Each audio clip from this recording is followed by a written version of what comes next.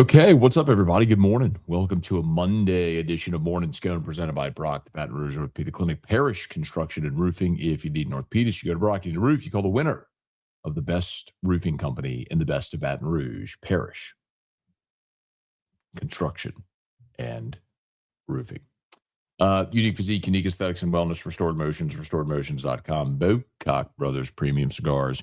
Code MAT15, MAT15, MAT15 for 15% off your order. Okay, I hope your weekend was awesome. It was a good Sunday for Lane Kiffin and the LSU Tigers as they landed not one but two commitments coming off of official visitor weekend.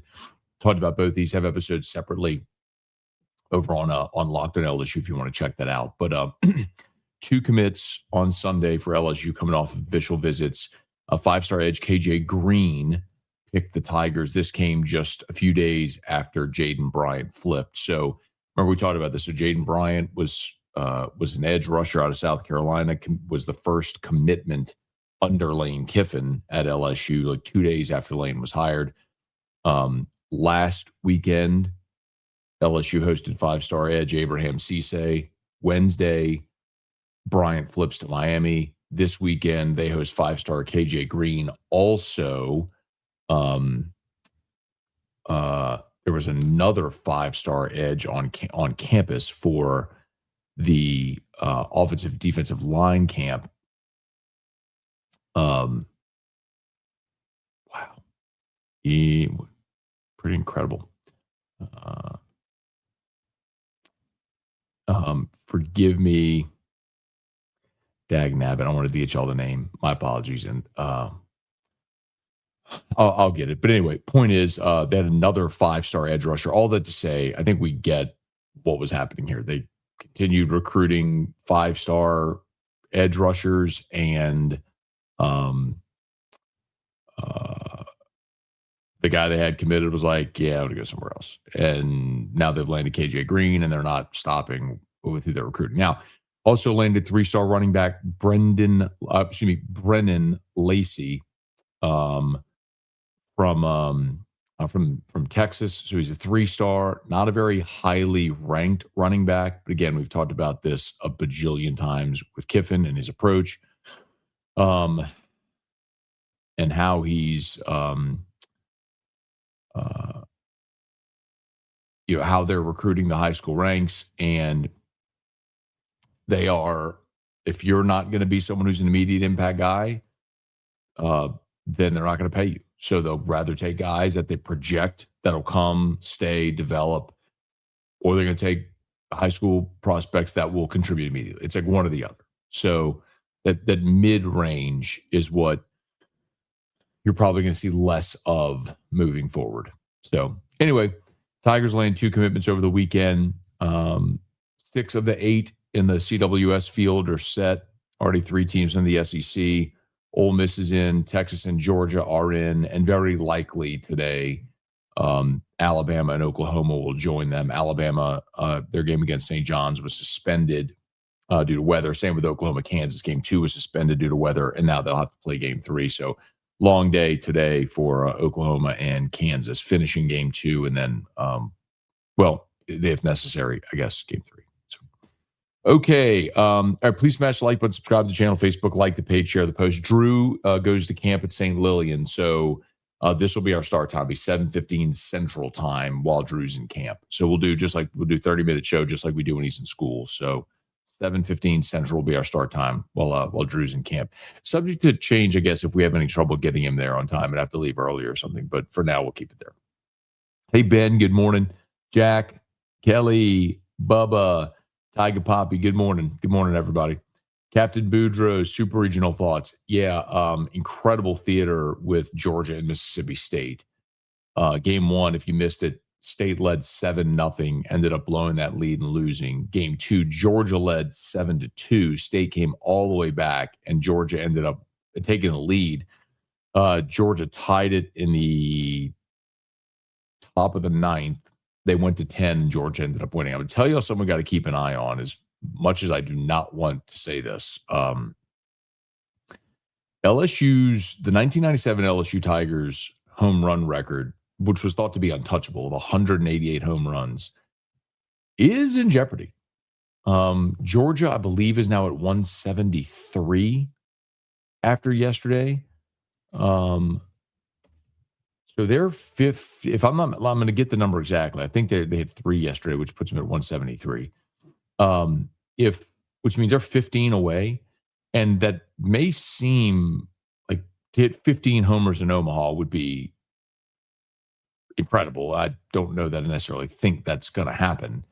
But this Georgia team, they are an offensive juggernaut, man. I mean, they are pretty incredible.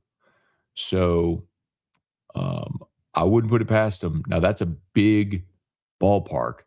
Let's see, they are at 174. Forgive me, they're 174. So 14 away from tying. And if they end up playing, 1, 2, 3, 4, 5. I mean, they could end up playing 7 games in Omaha, You average 2 a game, that's 4. You know what I mean? So LSU's home run record from 1997, which many thought was untouchable, like would never, ever be approached, is very much hold your breath when Georgia's playing at the CWS. Or hope they get bounced early.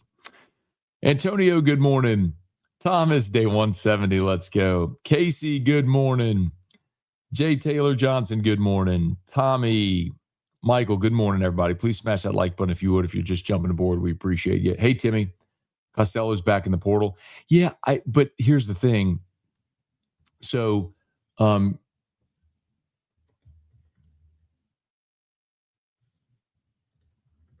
if you're okay, so Ryan Costello played at LSU a year ago, transferred to Maryland, had a double-digit homer year, was really good at Maryland this year. He's back in the portal now. I don't know that there's, again, a spot for him because Ryan Braun played first base, and I think you could very likely put Omar Cerna in that spot next year. So if you're Costello, is there a real opportunity at LSU? Maybe. I mean, I know there's been talk about putting Braun in right field, and then you could catch DH Cerna, you could platoon Cerna, Aaron Beatty, and that does open up first base for Costello if maybe he wanted to find his way back. Now, I haven't heard that, but again, that's a guy who, he's from New Jersey, right? So he's not from here. He's from New Jersey. He signed with LSU. He was, freshman All Big Ten this year as a redshirt freshman, obviously, and had a really nice season. But again, I haven't heard that LSU is interested in bringing Costello back. I don't know that he would want to come back, but it's something I guess we could follow. But that's another example of go make your money, get your opportunity, do well, jump in the portal, capitalize, make your money. I mean, he could have stayed in Maryland, but he's going to go in the portal and capitalize on a freshman All Big Ten season where he hit,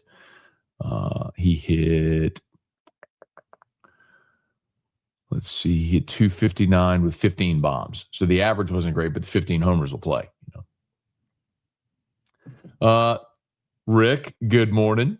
Good weekend for LSU football. Any additional news on additions for the baseball roster?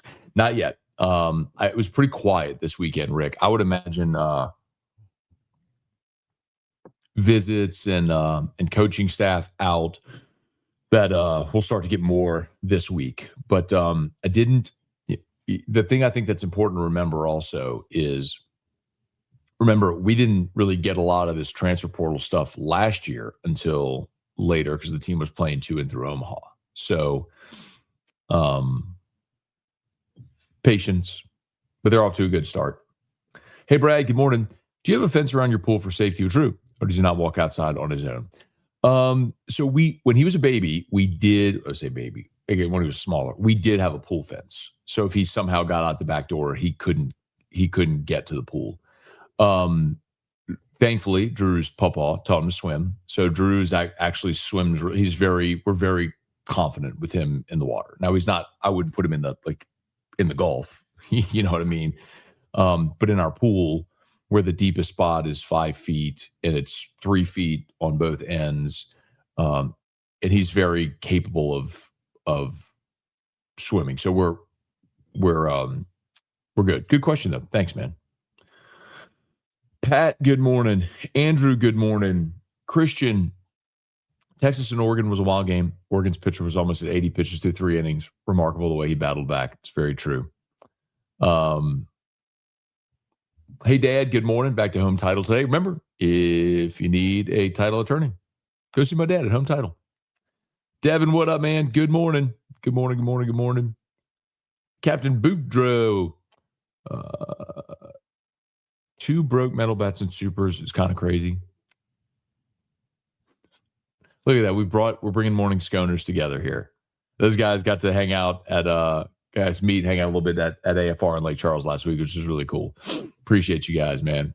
Hey, Abner, good morning. Bill, good morning from Dallas, Texas. Adam, good morning. Always love watching the College World Series, which means college football is around the corner. Have an amazing day. Yes, sir. Robbie, good morning. My friend's nephew plays football at St. Paul's in Covington on the offensive line, coaches NFL Hall of Famer Alan Faneca. Yeah, so Robbie, actually, maybe a month ago or so, I had Alan Faneca on the show on AFR, because when was this? 4 weeks, yeah, about a month ago. He is also, because now he's coaching at St. Paul's, coaching his son. He is also going to be one of the counselors at the Louisiana lineman camp that we always tell you about with Coach Pete Jenkins. So, we've had, think about that. Louisiana line camp, you got Kevin Mawai and Alan Faneca as 2 of the instructors. You got 2 Pro Football Hall of Famers on the faculty there. It's pretty incredible.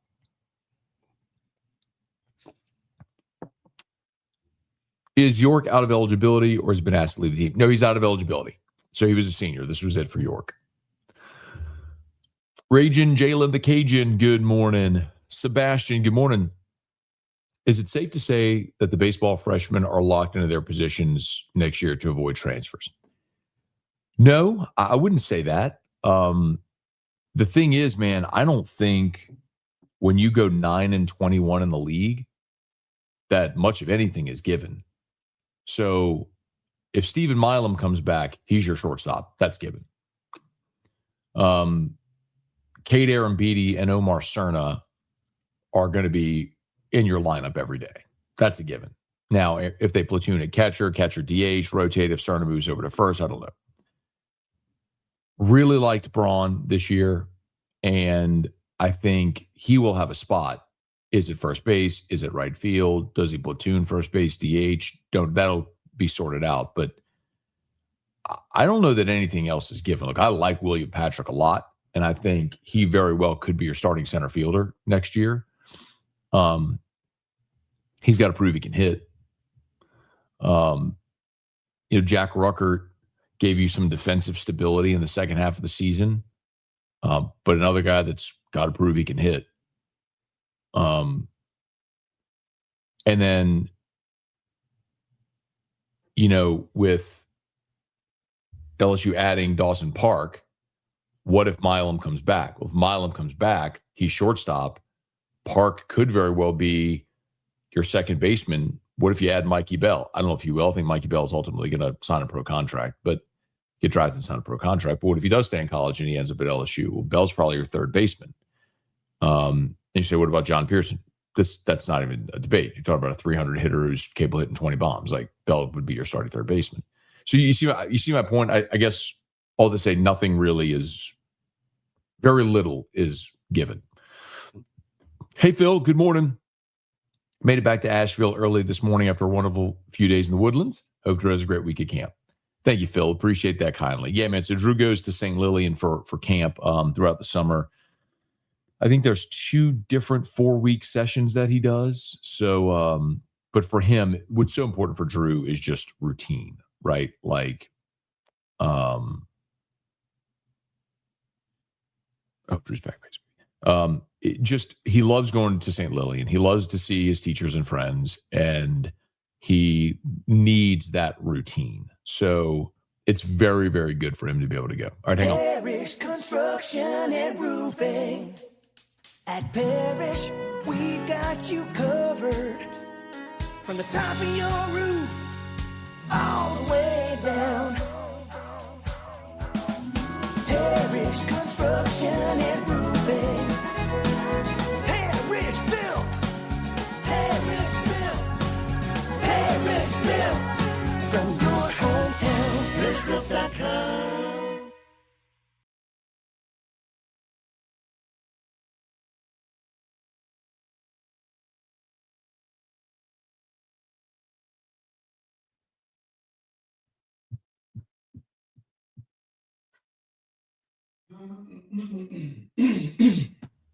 Okay. All right. Parish Construction and Roofing. Remember, if you need an orthopedist, you go to Brock. All the subspecialties, locations all over Greater Baton Rouge area, including Tangipahoa. Parish Construction and Roofing. We'd love to help you out with that free, no obligation roofing inspection. Parishbuilt.com. Parishbuilt.com. A friend asked me this weekend, do I know anybody that does soft wash? Yeah. Parish. Roofing, soft wash, waterproof, gutters, do it all. Commercial, residential, we'd love to help you. Unique physique, unique aesthetics, and wellness. Remember, GLP-1s, uniquephysique.com. Lowest prices, never any contracts. Ship your medicine anywhere in the country and do the whole thing over telemed. So even if you're watching or listening here outside of Baton Rouge, uniquephysique.com. Restored Motions, book a session with Crystal Poche and Bocock Brothers Premium Cigars. Code MAT15, MAT15, MAT15 for 15% off your order. Hey, Brad, when you lost your weight, did you keep your old clothes or got rid of them? So, and it is expensive buying a new wardrobe, yes. I gave a lot of it away. I don't throw anything away. I either bring it to like Goodwill, Purple Cow, or gave it to friends, family who it fit. Morning, Matt. Have a great day. Thank you, John Paul. Debbie, good morning. Nebraska Planner, good morning from Omaha. Omaha, somewhere in middle America.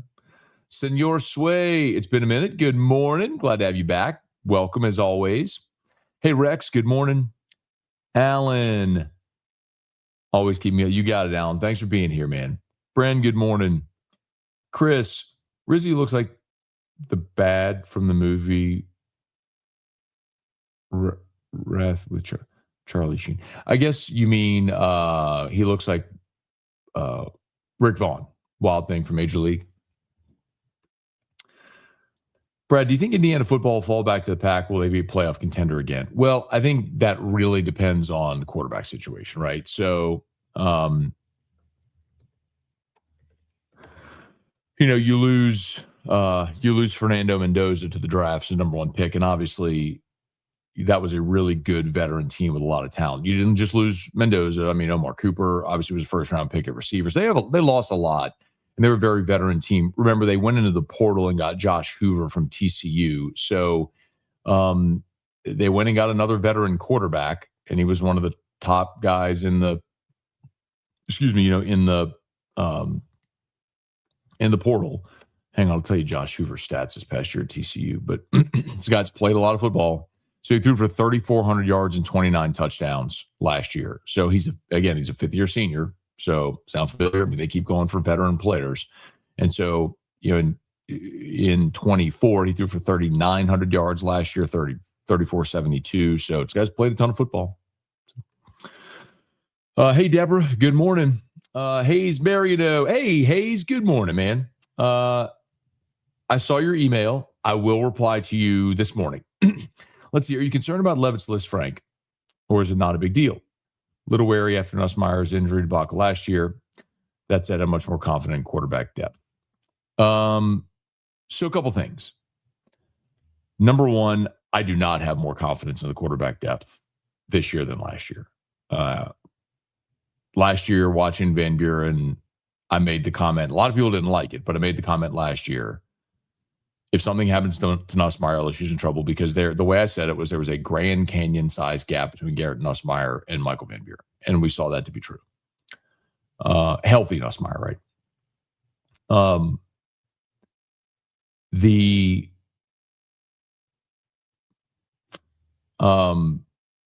As for the list, Frank is absolutely a big deal. I mean, that has been a career ender for some. Now, it's fair to mention Derrick Henry had a Lisfranc injury and came back and still the best running back in the NFL after his Lisfranc. Cam Newton had a Lisfranc late in his career, and it ultimately, that and some other things, like, ended his career. So Lisfranc is a serious injury. Like, I would not minimize that at all. It sounds like Levitt is progressing nicely from it and looks like he's getting back to himself.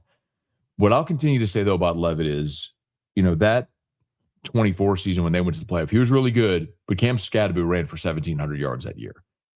He's not going to be able to do it all himself. And Kiffin's offense, they're going to have to find a running game, which LSU has not had the last 2 years. So I think all of that working in concert with one another is really important. Let's see. Good morning from my hometown in Omaha. Wishing LSU baseball was headed my way this week. We're really going to miss having the team and fans here for the CWS. I bet so, man.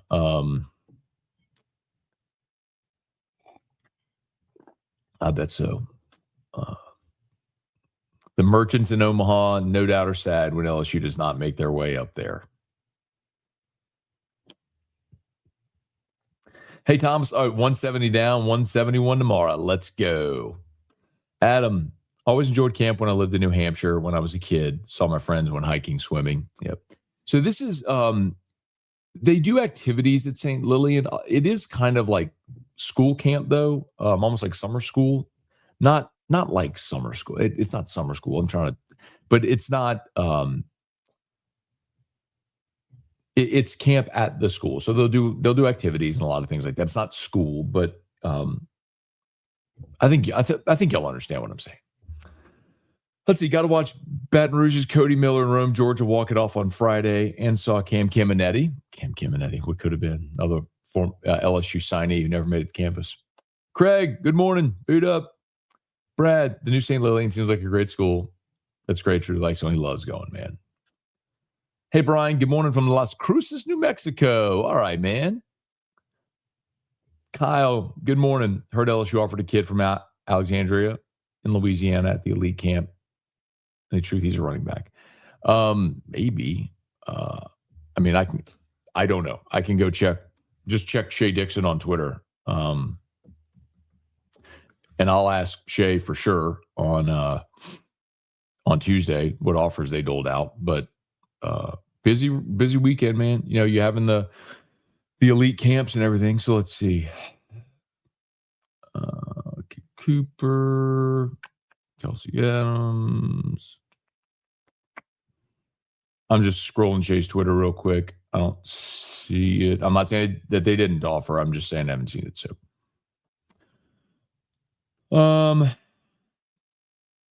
Michael Thacker, good morning.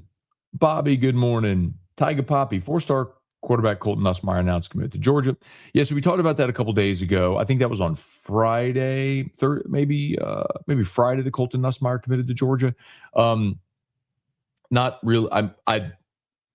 I didn't know necessarily he was going to Georgia. It's not a surprise he's not going to LSU. That was one of those things where the old staff was recruiting him and were very likely going to sign two. If they had signed either Houston or Haven, whichever one, and the old staff obviously had Pop Houston committed. But they were also recruiting Colton Nussmeier. So there was a real chance that they were going to sign two. But when Kelly's staff was let go and the new staff came in, they just never were. They were pot committed to Pop Houston and never really recruited Colton Nussmeier. So, look at the quarterback position, right? You went in this cycle and signed 3 guys out of the portal, all with multiple years of eligibility remaining. Again,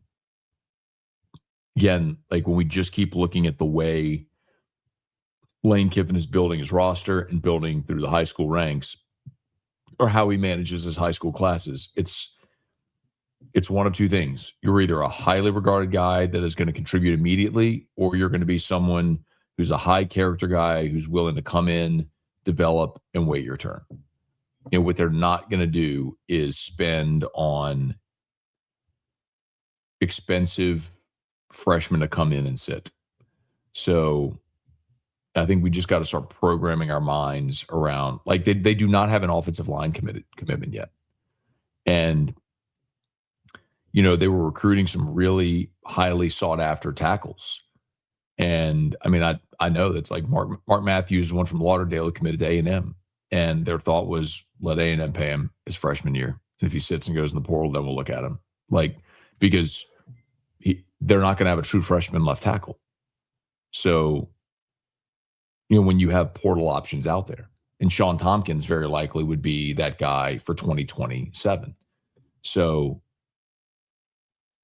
it's tempting, right? Because of the way we've thought about recruiting for so many years. Go stockpile the best players, the highest ranked class, get those guys in, develop them. That's just not how it works anymore. At least that's not how Lane and Billy Glasscock are building this roster. A couple more. Good morning, Matt. Watching any college baseball? Yeah, I watched college baseball all weekend. You see, you said I've kept up with the scores, no real interest without LSU in the mix. See, that's where I would say is, and by the way, Michael, this isn't a knock. Okay, just so you know, like, this isn't a knock. It's just I have to make the comment. When people here like say they love college baseball, I believe that the sport itself is taking root in a lot of places.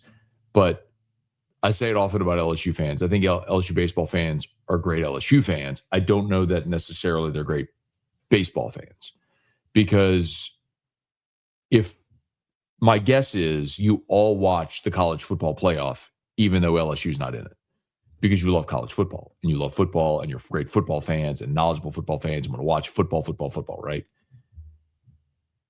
If you're not watching regionals, supers, College World Series because LSU's not in it, then it's hard to argue that you're a baseball fan. Like, you're an LSU, not you specifically, Michael, but that you're an LSU baseball fan. Like, this has been great theater, man. I mean, the regionals last weekend were bonkers. And then supers gets back to a more, traditional model of a 3-game weekend series. But my goodness, the Mississippi State Georgia series was incredible. Ole Miss going to Auburn. I mean, and winning that in 2 games where Auburn's bats went quiet. Really competitive baseball. The Troy Little Rock Super Regional. I mean, that stadium seats 3,000. They put 7,000 people in there. They brought in makeshift bleachers and stuff. It's just, if you love college baseball, you're gonna be watching. But anyway, it's not a knock. It's just something that I do point out from time to time. Like, I think LSU baseball fans are great LSU fans. Don't know that necessarily they're like hardcore baseball fans for that reason exactly. Hey, Manny, good morning. DJ, good morning. Let's see, would love if they were in, easier to watch without LSU. That's true.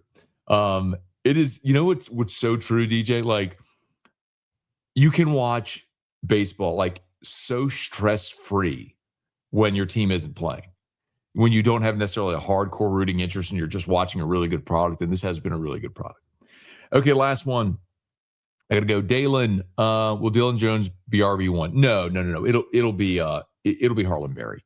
But I think Dylan Jones, this staff understands Dylan Jones is their most complete back. He's their best pass blocker by far, best pass blocking back, and he can run and catch the ball in the backfield. So I think he will be the complement to Harlan Berry. But Harlan Berry is your game breaker. He's the one they invested a high 6-figure number in to come back. So, Berry has the best chance of being Kewan Lacey. I don't mean he's going to go run for 1,700 yards, 1,500 yards or whatever, be an All-American, but he's got the chance to be the explosive game breaker in this offense.